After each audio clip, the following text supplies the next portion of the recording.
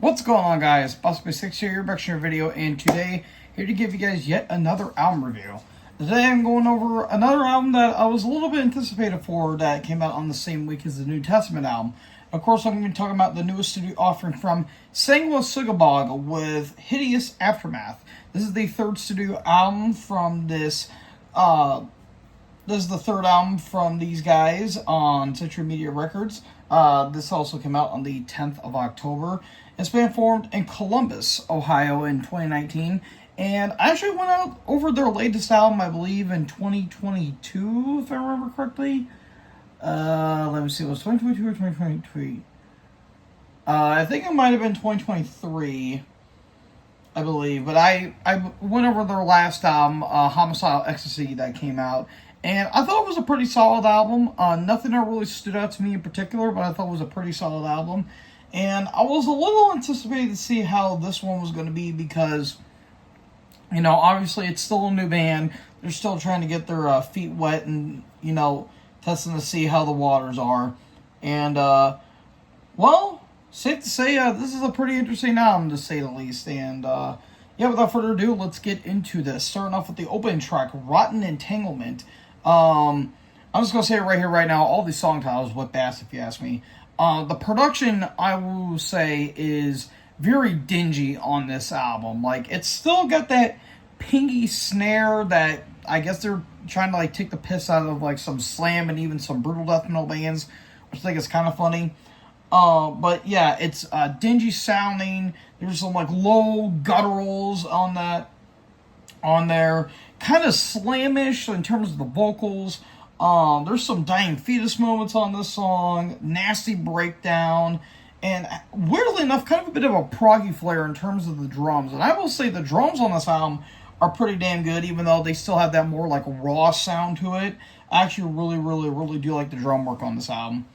So then we get to Film the Abuse of a Corpse. Sure, why not? Featuring Peeling Flesh. I have heard of the band, but I never listened to them before. They're more of a new act, which is pretty interesting.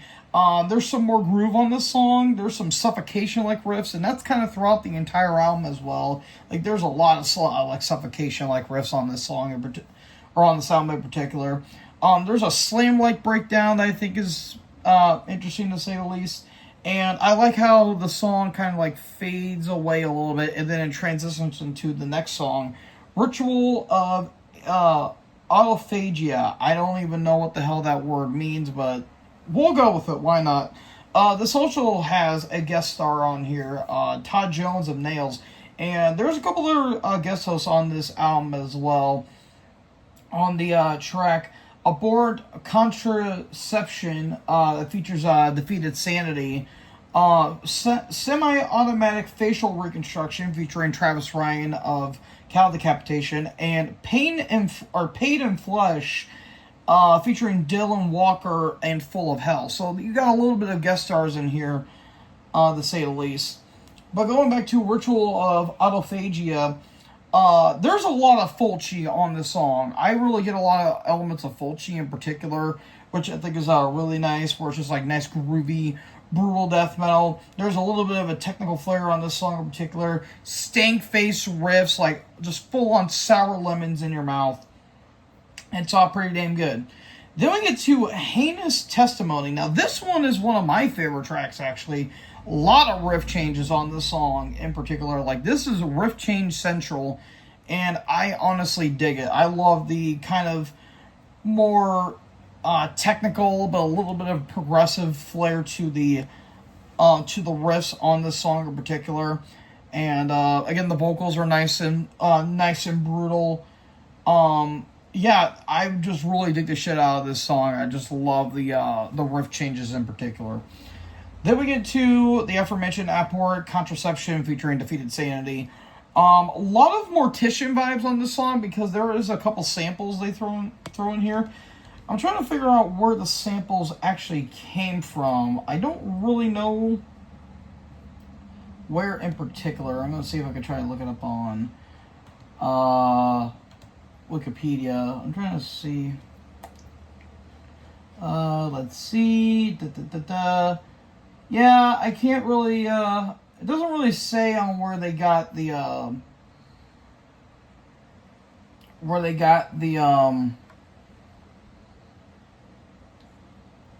samples in particular. But I do want to make a quick note. The production on this album was actually produced by Converge guitarist Kevin Bayou. I think that's how you say his name. Which I think is a little bit interesting. But yeah, there's like some weird samples on this song in particular, and then it gets into more kind of like more catchy riffs.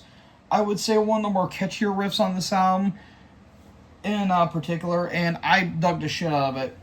Then we get to like my least favorite track on the entire album, Repulsive Demise. This one's just a weird one to me, mainly because these like weird like electronic elements, I guess you could say, they throw in there, and the drums sound very off. I just wasn't a fan of it, and the song itself didn't do a whole lot for me. It would be interesting if like a song does something for me, but it turns out it was just kind of there. This one just kind of felt there to me. Like, you could have honestly just threw the song off the entire album and you really wouldn't miss it in my eyes. But then we get into Erotic Beheading. Awesome song. Again, a lot of suffocation on there. Not much more really need to be said. More, I would say, effigy than Pierce from Within, in my opinion. But there's nothing wrong with that. Then we get to Sanctified Defilement. Beefy riffs. There's a lot of pyrexia I got on that song in particular. And it gets blasty at the very end. And blast beats are kind of not really prominent on this album. They're kind of sprinkled in, which I think is a little bit interesting. But this is like the most blast beaty song on the entire album, and I think it's really nice. Then we get to another one of my favorite tracks, Semi-Automatic Facial Reconstruction, again featuring Travis Ryan of Cattle Decap. Has some isolated guitars at the beginning, and then the drums fade in a little bit. And then there's some unique riffs, like there's like some like unique kind of like hardcore D-beat stomps that I really do like. And Travis Ryan having that like has more like kind of goblin like screams that I think is really unique, and you could tell it's Travis Ryan too, which I mean, hey, anything that's Travis Ryan in, I mean, sign me the fuck up. I fucking love that dude. Yeah, this one's one of my favorite songs on the album in particular, and I really like that Ryan kind of gives his own like flair to it, and it adds a little more dynamic to the song itself. And then we get to the final track, Paid in Flesh, featuring, again, Dylan Walker and Full of Hell. This one is the longest track of the entire album. It's a little over almost 8 minutes. And it's kind of, more kind of D-beat stomps, more, more brutality. There's more groove to it. But then we get to the midsection where it's just a full-on doomy breakdown. And, the final, couple minutes is just Dylan just screaming his guts out.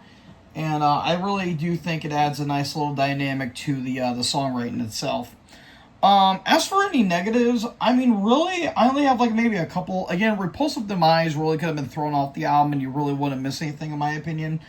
And number two, the production is tightened up a little bit. I really do like the riffs are a lot more chunkier, a lot more beefier. The drums could have been, they could have been mixed a little bit better. Again, that pingy snare. It sounds like somebody's taking a wiffle ball bat to a fucking skillet, and that's what it kind of sounds like. It wasn't as terrible as Homicidal Ecstasy, where it sounds like a fucking woodpecker's taking a shot to the thing, but it didn't really bother me too much, I guess I would say.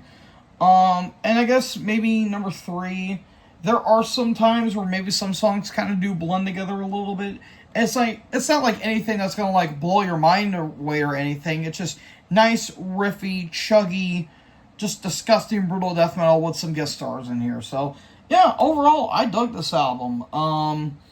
Really don't have anything else to say other than it's just really damn good, solid, brutal death metal. I'm gonna give this 4 stars. I dig the shit out of this. I think this was a really, really, really solid album.